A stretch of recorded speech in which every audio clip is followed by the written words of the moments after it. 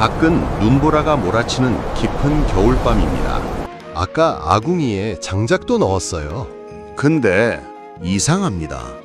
입에서 하얀 입김이 나와요. 손발이 시려워요. 이불을 꽉 끌어당겨도 한기가 파고듭니다. 온돌을 떼고도 왜 이렇게 추운 걸까요? 문제는 온돌만으로는 그 추위를 막을 수 없었다는 거예요. 한강이 얼어붙었습니다. 농작물이 밭에서 그대로 얼어 죽었어요. 길거리에서 사람이 쓰러졌습니다. 조선 사람들은 그때 처음 알았습니다. 겨울이 사람을 죽일 수도 있다는 걸. 17세기 전후 조선의 겨울은 지금과 차원이 달랐어요. 그 혹독한 추위 속에서 경신대기근이 터졌고 수십만 명이 목숨을 잃었습니다. 지금 우리가 느끼는 겨울과는 전혀 다른 이야기예요. 요즘은 추우면 보일러 틀면 그만이죠. 패딩 하나면 거뜬히 버팁니다. 하지만 조선 사람들에게 겨울은 그냥 추운 계절이 아니었어요. 살아남느냐, 그렇지 못하느냐의 문제였습니다. 이게 조선의 겨울이었어요. 온돌이 있었는다고 조선에는 이미 온돌이라는 난방 기술이 있었습니다. 아궁이에 불을 떼면 바닥 전체가 따뜻해졌죠. 그 원리가 참 독창적이에요. 불을 방 안에서 피우는 게 아니라 바깥 아궁이에서 떼면 열기가 바닥 밑을 흘러 방 전체를 데웁니다. 연기도 안 들어오고 바닥은 따뜻해지는 구조였어요. 그래서 조선 사람들이 방바닥에 앉아 생활한 거예요. 밥상을 낮게 쓴 것도 바닥에 이불을 펴고 잔 것도 다 온돌 덕분이었습니다. 분명히 훌륭한 난방 기술이었어요. 문제는 그 다음이었습니다. 온돌을 떼도 추웠던 진짜 이유. 바닥은 뜨거웠습니다. 아랫목에 손을 대면 따뜻했어요. 하지만 등을 돌리는 순간 차가운 공기가 등줄기로 파고들었습니다. 손은 따뜻한데 코끝은 얼어붙었어요. 숨을 쉬면 입김이 피어올랐습니다. 왜일까요? 온돌은 바닥만 데웁니다. 공기는 여전히 차가웠어요. 천장 가까운 공기는 냉기 그대로였습니다. 바닥과 천장의 온도가 완전히 달랐어요. 거기다 창호지 문 사이로 칼바람이 파고들었습니다. 창호지 아시죠? 종이에요. 얇은 종이 한 장이 조선의 겨울바람을 막아야 했던 거예요.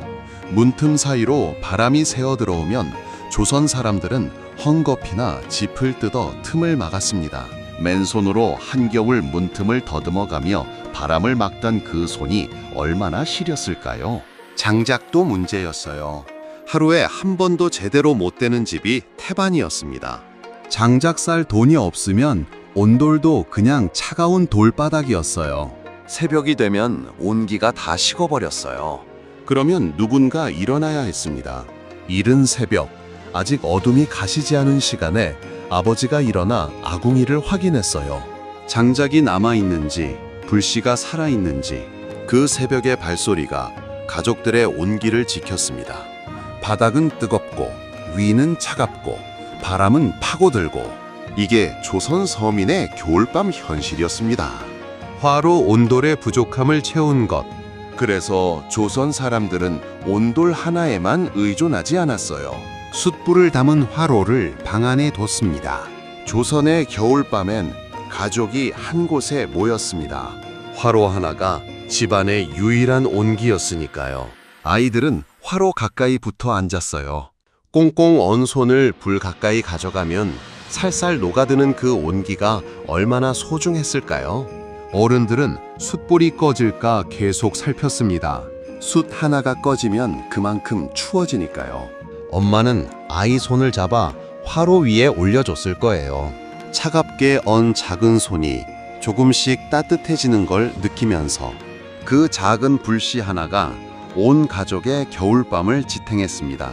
난방 도구이기도 했지만 조선 가족들이 온기를 나누는 공동체의 중심이기도 했어요. 옷으로 버텼다.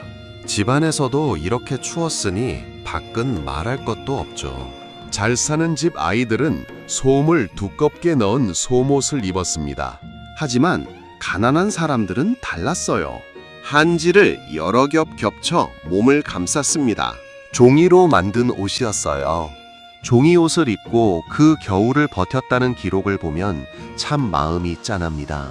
솜 한 조각 살 돈이 없어서 종이를 구겨 몸에 두른 사람들. 그래도 살아야 했으니까요. 그래도 우리 조상들 참 지독하게 버텼죠. 칼바람은 귀와 뺨까지 파고들었어요. 그래서 남바위와 풍차로 얼굴을 최대한 감쌌습니다. 온 가족이 한 이불 속으로 파고들었어요.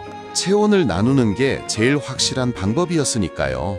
좁은 방에 온 식구가 꼭 붙어 누워 서로의 온기로 밤을 버텼습니다. 그 시절 조선 사람들의 겨울 외출 준비는 그야말로 전쟁이었어요. 먹는 것으로 버텼다. 겨울이 오기 전이면 마을 전체가 분주해졌습니다. 온 동네가 함께 김장을 담갔어요. 배추를 다듬고 소금에 절이고 양념을 버무리고 이웃집 아주머니가 와서 같이 버무리고 옆집 할머니가 깍두기를 담갔어요. 혼자 하면 힘든 일을 다 같이 했습니다. 그 김장독 하나가 온 가족의 겨울 생명을 책임졌으니까요. 단순한 음식이 아니었어요. 채소 한 폭이 나지 않는 긴 겨울을 버티기 위한 생존 전략이었습니다. 뜨거운 국물도 빠질 수 없었어요. 얼어붙은 손발을 녹이는 데는 뜨끈한 국물 한 그릇이 최고였습니다. 뼛속까지 스며드는 그 온기가 다시 하루를 버티게 해줬어요.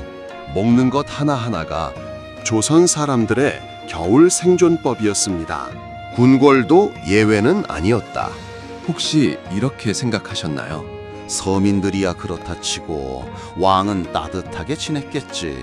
1636년 겨울 병자호란이 터졌습니다. 인조 임금은 남한산성으로 피신했어요. 실록과 승정원 일기에 기록된 당시 상황은 처참했습니다. 식량도 떨어지고 제대로 된 난방도 없었어요. 임금도 신하도 그 겨울 앞에서는 속수무책이었습니다. 왕의 옥체도 그 칼바람을 피해갈 수 없었어요. 조선의 겨울은 왕도 서민도 예외가 없었습니다. 숫자가 말해주는 현실.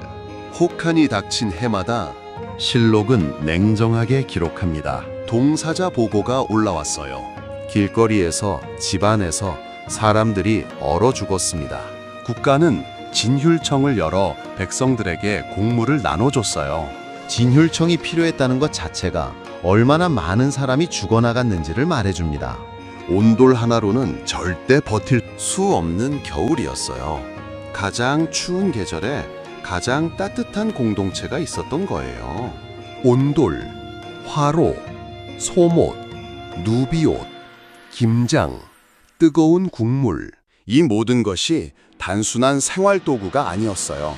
혹독한 추위 앞에서 살아남기 위한 조선 사람들의 처절한 생존 전략이었습니다. 그리고 무엇보다 그들은 혼자 버티지 않았어요. 새벽에 홀로 일어나 아궁이를 확인하던 아버지, 아이 손을 화로 위에 올려주던 어머니, 이웃과 함께 김장을 담그던 마을 사람들, 화로 하나를 가운데 두고 온 가족이 모였고 이웃과 온기를 나눴습니다. 오늘 영상이 도움이 되셨다면 좋아요와 구독 부탁드립니다. 다음 영상에서 또 만나요.